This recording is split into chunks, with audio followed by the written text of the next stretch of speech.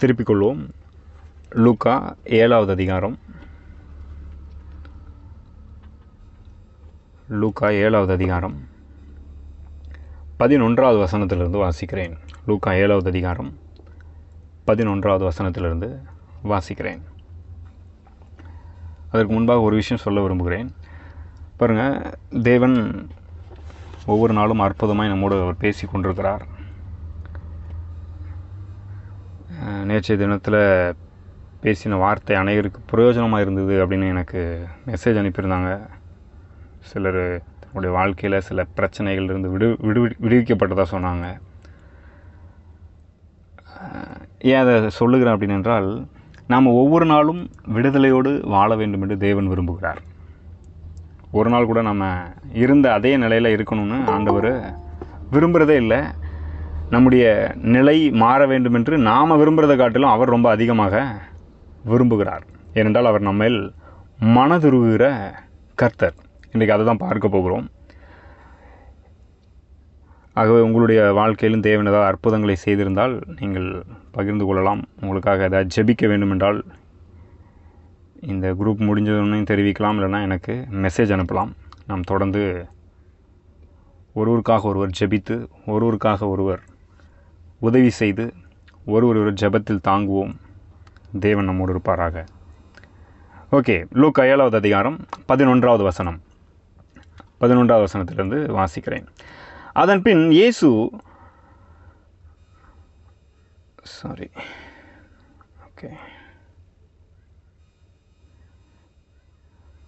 மறுநாளிலே அவர் நாயின் என்னும் ஊருக்கு போனார். அவருடைய சீசர் அநேகரும் திரளான ஜனங்களும் அவருடனே கூட போனார்கள். அவர் ஊரின் வாசலுக்கு சமீபித்தபோது மரித்து போன ஒருவனை அடக்கம் பண்ணும்படி கொண்டு வந்தார்கள். அவன் தன் தாய்க்கு ஒரே மகனாயிருந்தான். அவளோ கைம்பெண்ணாயிருந்தாள். ஊராரில் வெகு ஜனங்கள் அவளுடனே கூட வந்தார்கள். அவர் ஊரின் வாசலுக்கு சமீபித்தபோது மரித்து போன ஒருவனை அடக்கம் பண்ணும்படி கொண்டு வந்தார்கள். அவன் தன் தாய்க்கு ஒரே மகனாயிருந்தான். கர்த்தர் அவளை பார்த்து அவள் மேல் மனதுருகி அழாதே என்று சொல்லி கிட்ட வந்து பாடையை தொட்டார். அதை சுமந்தவர்கள் நின்றார்கள். அப்பொழுது அவர், வாலிபனே, எழுந்திரு என்று உனக்கு சொல்லுகிறேன் என்றார். மரித்தவன் எழுந்து உட்கார்ந்து பேசத் தொடங்கினான். அவனை அவன் தாயினிடத்தில் ஒப்புவித்தார். பாருங்கள், இங்கே ஒரு அற்புதமான வேத பகுதியை நாம் வாசிக்கிறோம். இந்த வேத பகுதியை ஏன் வாசிக்கிறேன் அப்படின்னா, குறிப்பாக 13வது வசனத்தில் வாசிக்கிறோம், கர்த்தர் அவளை பார்த்து அவள் மேல் மனதுருகி அழாதே என்று என்ன செய்கிறார், சொல்லுகிறார்.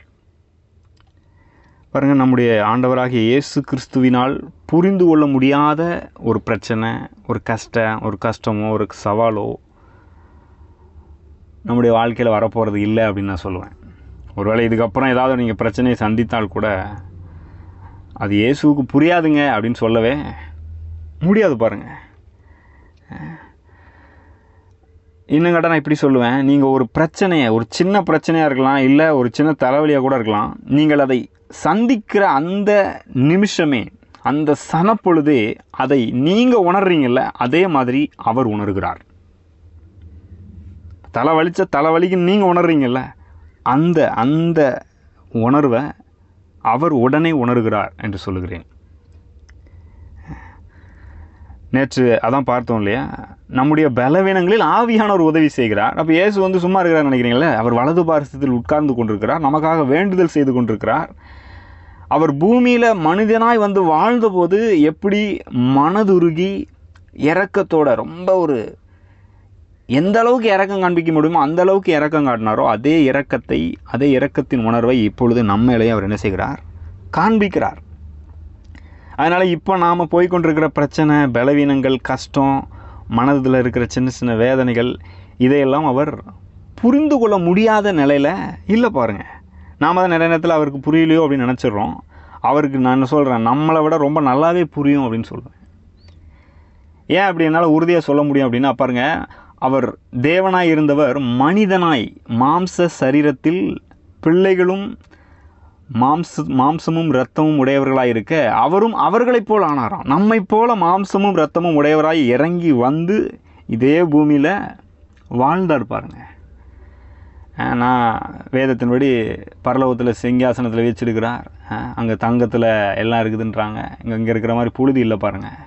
இல்லை நான் அந்த புழுதியிலலாம் போய் வாழ முடியாது பிதாவே, இங்கெல்லாம் நான் இறங்கி வர முடியாது அப்படின்னு சொல்லலை அவர்.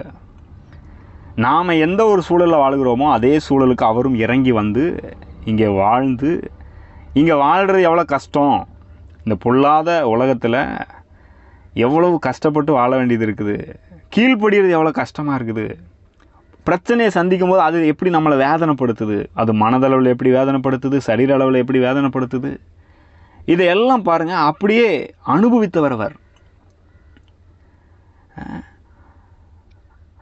சில நேரத்தில் வந்து அவர் தேவனாக இருக்கிறார், அவரிடத்துல பாவம் இல்லை அப்படின்னு நம்ம சொன்னோம்னா பாருங்கள், சிலுவையில் அந்த பாவத்தையும் தன்மையில் எடுத்துக்கொண்டு பாவம் செஞ்சவனுடைய விளைவு என்ன, பாவம் செஞ்சதுனால ஒரு விளைவு வருது, கஷ்டம் வருது, வேதனை வருது, அதையும் அங்கே சிலுவையில் என்ன செய்கிறார், இன்ச் பை இன்ச்சாக அனுபவிக்கிறார்.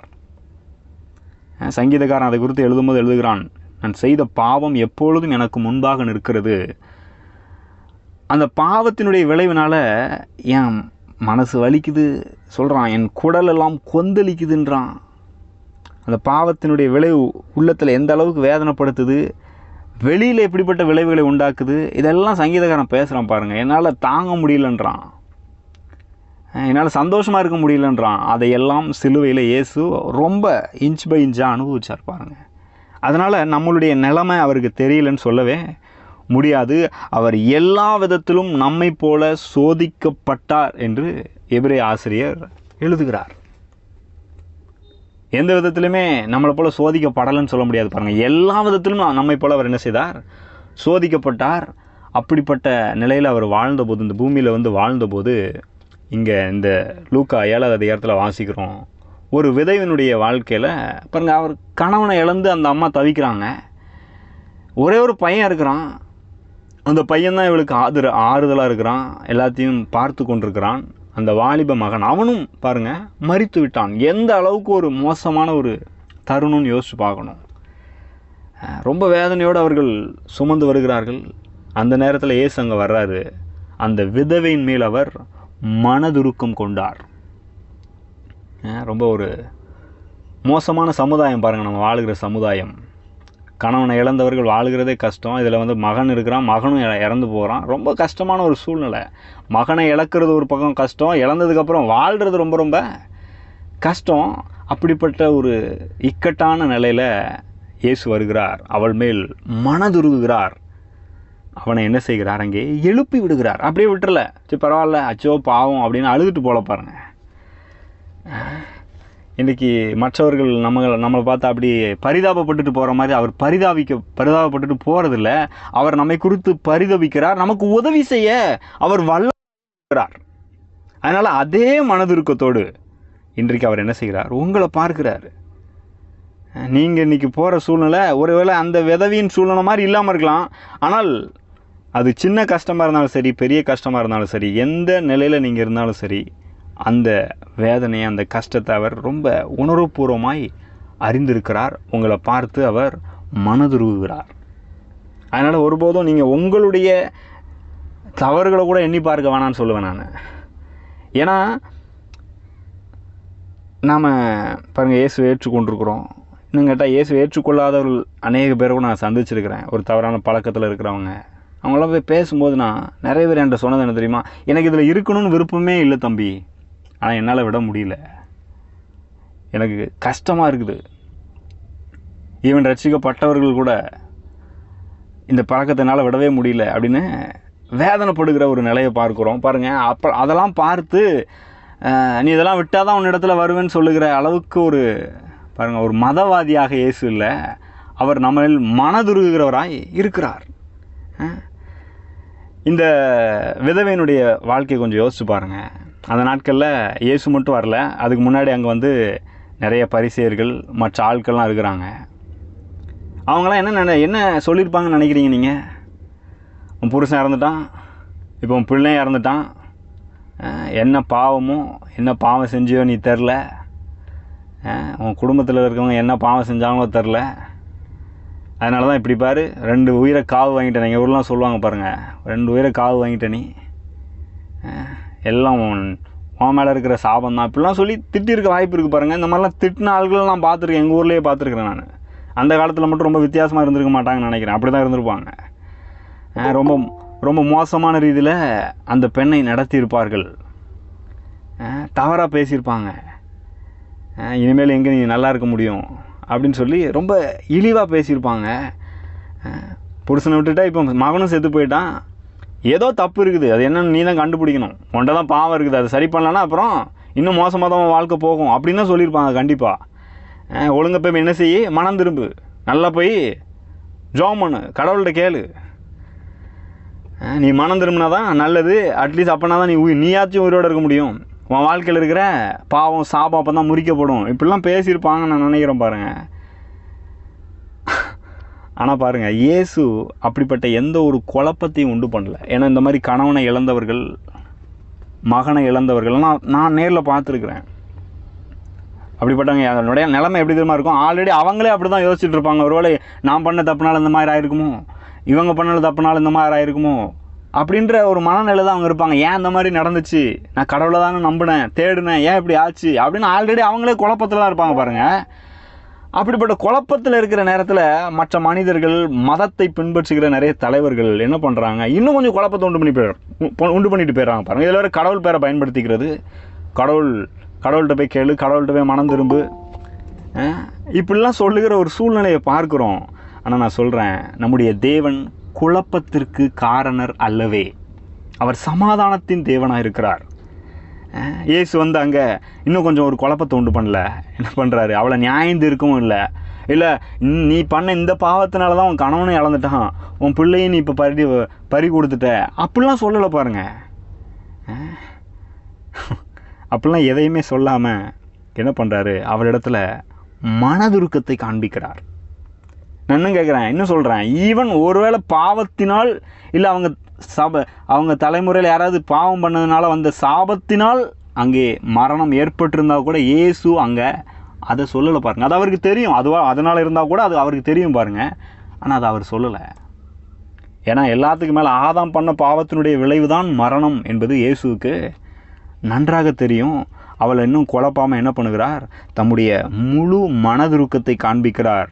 என்ன சொல்கிறாரு, அழாதே அப்படின்றார். நான் சொல்லுகிறேன், நீங்கள் இன்றைக்கி எந்த நிலையில் இருந்தாலும் சரி, நீங்கள் ஒருவேளை இந்த மாதிரி யோசிச்சுட்டு இருந்தாலும் சரி, நான் சொல்கிறேன், இயேசு உங்களை பார்த்து சொல்கிறது, அழாத, கஷ்டப்படாத, அதை பற்றி யோசித்து கவலைப்படாத, அப்படியே உன் வாழ்க்கை இருந்துடாது, நான் அதை சரி பண்ணுறேன். நீங்கள் ரொம்ப மனச்சோர்வுக்குள்ளே, டிப்ரெஷனில், ஸ்ட்ரெஸ்ஸில் போயிட்டீங்களா, கலக்க முடிச்சு என்ன பண்ணுறதுனே தெரிலங்க அப்படின்றீங்களா, அந்த நேரத்தில் இயேசு உங்ககிட்ட வந்தாலும் உங்களை பார்த்து சொல்கிற ஒரே ஒரு விஷயம், கவலைப்படாத, அழாத, வருத்தப்படாத, நான் இருக்கிறேன் அப்படின்னு அவருடைய அந்த மனதுருக்கத்தை மட்டும்தான் உங்களிடத்தில் என்ன செய்கிறார், காண்பிக்கிறார். ஆனால் அதே நேரத்தில் இன்னொன்று சொல்கிறேன், ஏற்கனவே சொன்னேன் இல்லையா, அந்த பரிதாபப்படுற அந்த ஒரு நிலையோடு அவர் நின்றதில்லை. ஐயோ இந்த மாதிரி உனக்கு நடந்திருக்கக்கூடாதே அப்படின்னு நண்பர்கள் மற்ற உறவினர்கள் சொல்கிற மாதிரி அந்த ஒரு நிலையில் நான் அதுக்காக வருத்தப்படுறேன், எனக்கு கஷ்டமாக இருக்குது அப்படின்ற நிலையில் நிற்காமல் அதோடு நிறுத்திடாமல் என்ன பண்ணுறாரு, உங்களுடைய வாழ்க்கையில் என்ன செஞ்சால் இந்த கஷ்டத்துலேருந்து நீங்கள் வெளில வருவீங்களோ அதை உங்கள் வாழ்க்கையிலும் அவர் செய்ய வல்லவராக இருக்கிறார். அந்த விதவைக்கு என்ன பண்ணார், மகனை உயிரோடு எழுப்பி கொடுத்ததுனால அவள், கொஞ்சம் யோசிச்சு பாருங்கள், எந்த அளவுக்கு அவள் சந்தோஷப்பட்டிருப்பான்னு கொஞ்சம் யோசிச்சு பாருங்கள். ஒரே மகனை பறி கொடுத்து தவித்து அழுதுட்டு இருக்கிறா. இயேசு வாலிபனே எழுந்திருன்றார், அவன் எழுந்திரிச்சிட்டான். நான் சொல்கிறேன், அந்த தாயினுடைய சந்தோஷத்தை விவரிக்க வார்த்தையே இருந்திருக்காது. அப்படிப்பட்ட ஒரு அற்புதமான காரியத்தை அங்கே இயேசு செய்கிறார். அவருடைய மனதுருக்கம் அங்கே இருக்கிற சூழ்நிலையின் மத்தியிலே உந்தி அவரை தள்ளி அங்கே ஒரு அற்புதத்தை நடப்பித்தது. அந்த விதவினுடைய மகனை அவளுக்கு திரும்ப கொடுத்தது. ஆகவே இன்றைக்கி பிதாவின் வலது பார்சத்தில் உட்கார்ந்து இருக்கிற இயேசு கிறிஸ்துவுக்கு இன்றைக்கி நீங்கள் போயிட்டுருக்கிற சூழ்நிலை, கஷ்டம், வேதனை இதெல்லாம் புரியாதுன்னு நினச்சிடாதீங்க. உங்களுடைய பலவீனங்களில், உங்களுடைய கஷ்டங்களில் அவர் உதவி செய்ய இன்றும் அதே மனதுருக்கத்தோடு காத்து கொண்டிருக்கிறார். அதே மனதுருக்கத்தோடு உங்களுக்கு உதவி செய்ய அவர் நல்லவராகவும் வல்லவராகவும் இப்பொழுதும் உங்களுக்காக இருக்கிறார். நம்ம என்னங்க பண்ணணும் அதுக்கு? இப்போ அதை அனுபவிக்க நான் என்னங்க பண்ணணும் அப்படின்னு நீங்கள் கேட்டிங்கன்னா ஒன்றே ஒன்று தான் செய்யணும். இயேசு என்மேல் மனதுருகுகிறார். அவருடைய மனதுருக்கம் எனக்கு இருக்குது. ஆரம்பிக்கும் போது சொன்னேன் இல்லையா, அவருடைய இரக்கம் எப்பொழுதும் இந்த காலவேளையில் ரொம்ப புதுசாக விளங்குது. புது விதத்தில் அதை நம்ம அனுபவிக்க முடியும். அதான் பாடலும் பாடணும், மனதுருகும் தெய்வம் அவர். எந்த அளவுக்கு நம்ம மேலே மனதுருகணுமோ அந்த அளவுக்கு நம்ம மேலே அவர் என்ன செய்கிறார்? மனதுருகுகிறார். அந்த மனதுருக்கம் நம்மை நோக்கி அவரை என்ன செய்கிறது? உந்தி தள்ளுகிறது. நம்ம லெவலுக்கு இறங்கி வந்து என்ன பண்ணால் நம்ம கஷ்டப்படாமல் சந்தோஷமாக இருப்போமோ அந்த நிலைக்கு நம்ம என்ன செய்கிறது? இறங்கி வந்து சரி பண்ணுகிறது, குணமாக்குகிறது, நமக்கு ஒரு நல்வாழ்வை அமைத்து கொடுக்கிறது. உங்கள் வாழ்க்கையில் மரித்து கிடக்கிற நிலையை இயேசுவினுடைய மனதுருக்கம் உயிர்ப்பித்து கொடுக்கிறது. அந்த வாலிபனை உயிர்ப்பித்து கொடுத்த மாதிரி உங்களுடைய வாழ்க்கையில் மரித்து கிடக்கிற சோகமான நிலைமையை, கஷ்டமான நிலைமையை அவர் என்ன செய்கிறார்? உயிர்ப்பித்து கொடுக்கிறார். நீங்கள் என்ன பண்ணணும்? இந்த சத்தியத்தில் அப்படி இளைப்பாற வேண்டும். இயேசு என் மேலே மனதுருக்கத்தோடு இருக்கிறார், எனக்கு அது போதும். யார் இருந்தாலும் இல்லைனாலும் பரவாயில்ல, என் இயேசு என் மேல் மனதுருகுகிறார். நான் செய்த தவறுனால காரியங்கள் மோசமாக போயிருந்தாலும் அந்த நிலையிலையும் என்னை போல சோதிக்கப்பட்டும் பாவம் இல்லாத இருக்கிற இயேசு, என் பாவத்தை சுமந்து தீர்த்த இயேசு என்மேல் மனதுருக்கத்தோடு தான் செயல்படுகிறார் என்கிற சத்தியத்தில் நீங்கள் இளைப்பாற வேண்டும். நான் சொல்லுகிறேன், நீங்கள் அதில் மட்டும் இளைப்பாருங்க. உங்கள் வாழ்க்கையில் மரித்து போய் முன்னேற முடியாதபடி உங்களை கஷ்டப்படுத்திட்டு இருக்கிற எப்பேற்பட்ட சூழ்நிலையாக இருந்தாலும் சரி, அந்த சூழ்நிலைக்குள் வந்து வாலிபனே எழுந்திரு அப்படின்னு சொன்னது மாதிரி உங்களுடைய வாழ்க்கையில் தம்முடைய ஜீவனை, தம்முடைய அந்த உயிர்த்தெழுந்த வல்லமையை ஊதும்படி, அதன் மூலமாய் உங்களுக்கு ஒரு நன்மையை செய்யும்படி இப்பொழுதே அவருடைய மனதிற்கும் உங்கள் வாழ்க்கையில் கிரியை செய்ய வைக்கும். நிச்சயமாக இந்த அதே நிலையில் இருக்க மாட்டீங்க. வாலிபன் எழுந்தது போல உங்கள் வாழ்க்கையில் மரித்த சூழ்நிலை இப்பொழுதே உயிரோடு எழும்பிவிடும். நீங்கள் அந்த விதவை சந்தோஷப்பட்டது போல நீங்களும் சந்தோஷத்தினால உங்களுடைய சந்தோஷம் விவரிக்க முடியாத சந்தோஷமாய் இருக்கும். துள்ளி குதிப்பீர்கள். நான் யோசித்து பார்க்குறேன், அந்த விதவையை பற்றி யோசித்து பார்க்குறேன் பாருங்கள். எந்த அளவுக்கு அவங்க சந்தோஷப்பட்டிருப்பாங்க அப்படின்னா கண்டிப்பாக அதை விவரிக்க வார்த்தையே இல்லை. அவ்வளவு சந்தோஷப்பட்டிருப்பாங்க. ஏன்னா அந்த மாதிரி நடந்ததே இல்லை பாருங்கள். அந்த அம்மாவுக்கும் இதெல்லாம் நடக்குன்ற ஒரு எதிர்பார்ப்போடையும் இல்லை. அவ்வளோதான் போச்சு அப்படின்ற நிலையில் தான் அங்கே உட்காந்துட்ருக்குறாங்க. அந்த நிலையில் தான் அந்த காரியத்தை என்ன செய்கிறார்? இயேசு செய்கிறார். நான் சொல்லுகிறேன், அதே காரியத்தை உங்கள் வாழ்க்கையில் இன்றைக்கும் அவர் செய்ய வல்லவராக இருக்கிறார். அதை நம்புகிறீங்களா? அந்த சத்தியத்தில் இளைப்பாறுறீங்களா? நான் சொல்லுகிறேன், நீங்கள் அந்த இளைப்பாறுதலை, அந்த விடுதலையை இன்றைக்கே அனுபவிக்க முடியும். ஏனென்றால் இயேசுனுடைய மனதுருக்கம் எப்பொழுதும் நன்மை செய்ய அவரை உந்தி தள்ளுகிறது. மக்களை பார்க்கும் போதெல்லாம் அவர் மனதுருகுகிறார். இங்கே மட்டும் இல்லை பாருங்கள், அவர் வாழ்ந்த நாட்களில் எங்கே மக்களை கஷ்டப்படுறத பார்த்தாலும் சரி, சின்ன வியாதியோ பெரிய வியாதியோ பிசாசு பிடிச்சிருக்கோ எந்த பிரச்சனை, சாப்பாடுலேயே மனதுருகுகிறார். ஒரு நல்ல போதனை இல்லாமல் இருக்கிறாங்களா, அதனால் கஷ்டப்பட்டு இருக்காங்களா, அவர்கள் மேல் மனதுருகுகிறார். பவுல் அதை குறித்து சொல்லும்போது சொல்கிறார் பாருங்கள், கிறிஸ்துவின் அன்பு என்னை நெருக்கி ஏவுகிறது. பாருங்கள், கிறிஸ்துவினுடைய அன்பை பெற்ற பவுலே எவ்வளவு ஏவப்பட்டு சுவிசேஷத்தை வல்லமையாய் அறிவித்து அநேகருடைய வாழ்க்கையை திருப்பணும், நல்லாக்கணும்னு உந்தி தள்ளப்படுவார். ஆனால் அப்போ கிறிஸ்துவினுடைய மனதுருக்கம் எந்த அளவுக்கு இருக்குன்னு யோசிச்சு பாருங்கள். அந்த கிறிஸ்து உங்கள் மேல் மனதுருகுகிறார். ஆகவே எதை குறித்து கவலைப்படாதீங்க. நான் சொல்லுகிறேன், அவருடைய மனதுருக்கம் உங்களுக்காக என்ன வேணால் செய்யும். அவர் இப்பொழுதும் உங்களோடு மனதுருக்கத்தோடு தான் செயல்படுகிறார். ஆமென். நாம் ஜெபிக்கலாம். ஸ்தோத்திரம் கர்த்தாவே, நன்றி செலுத்துகிறோம் ஆண்டவரே. உடைய மனதுருக்கத்துக்காக நன்றி செலுத்துகிறோம். எங்கள் மேல் மனதுருகுகிற கர்த்தரை உம்மை நன்றியோடு துதிக்கிறோம், ஸ்தோத்தரிக்கிறோம், மகிமைப்படுத்துகிறோம் கர்த்தாவே. எப்பொழுதும் எங்களை பற்றி யோசித்து கொண்டிருக்கிறதற்காய் நன்றி செலுத்துகிறோம். உடைய மனதுருக்கம் ஆண்டவரே இந்த வார்த்தையை கேட்கிற ஒவ்வொருடைய வாழ்க்கையிலும் ஆண்டவரே வல்லமையான கிரியை நடப்பிக்கட்டும். அவருடைய வாழ்க்கையில் ஆண்டவரே மரித்து கஷ்டப்பட்டு கொண்டிருக்கிற சூழ்நிலையை உயிர்ப்பிக்கட்டும் கர்த்தாவே. வியாதியாக இருந்தாலும் எந்த கஷ்டங்களாக இருந்தாலும் எல்லாவற்றையும் மாற்றுகிற உடைய மனதுருக்கம் வல்லமையாக அவருடைய வாழ்க்கையில் கிரியை செய்யட்டும். இதை அப்படி செய்கிறதற்காக நன்றி செலுத்துகிறோம். பரிசுத்த ஆவியானவரே, இயேசு எங்கள் மேல் மனதுருகுகிறார், மனதுருக்கத்தோடு எங்களை பார்க்கிறார், எங்கள் வாழ்க்கையில் செயல்படுகிறார் என்கிற இந்த சத்தியத்தில் இளைப்பாற நீர் உதவி செய்வீராக. இந்த சத்தியத்தில் ஆண்டவரே மகிழ்ந்து கழிவுற உதவி செய்வீராக, விடுதலையோடு வாழ உதவி செய்வீராக. இப்பொழுதே அவர்கள் இருக்கிற மரித்த சூழ்நிலை உயிர்ப்பிக்கப்படுவதாக. அப்படி செய்கிறதற்காக நன்றி செலுத்துகிறோம். இயேசுவின் நாமத்தினாலே ஒவ்வொருவரையும் ஆசீர்வதிக்கிறேன். இயேசுவின் நாமத்தில் ஜெபிக்கிறோம் நல்ல பிதாவே, ஆமென். நீங்கள் ஆசீர்வதிக்கப்பட்டவர்கள். God bless you. Sir, God bless you, sir. Thank you sir. God bless you. இந்த செய்தி உங்களுக்கு மிகுந்த ஆசீர்வாதமாக இருந்திருக்கும் என்று நம்புகிறோம். இதை உங்கள் நண்பர்களோடும் பகிர்ந்து கொள்ளுங்கள்.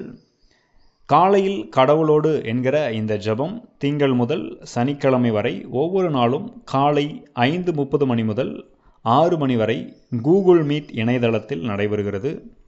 இதில் நீங்களும் நேரடியாக கலந்து கொள்ள விரும்பினால் 9486609339 என்கிற எண்ணிற்கு நீங்கள் தொடர்பு கொள்ளலாம் அல்லது வாட்ஸ்அப் மூலமாக மெசேஜ் அனுப்பலாம். உங்களுக்கு அதற்கு தேவையான லிங்க் மற்றும் விவரங்கள் அனுப்பி வைக்கப்படும். நீங்கள் ஆசீர்வதிக்கப்பட்டவர்கள்.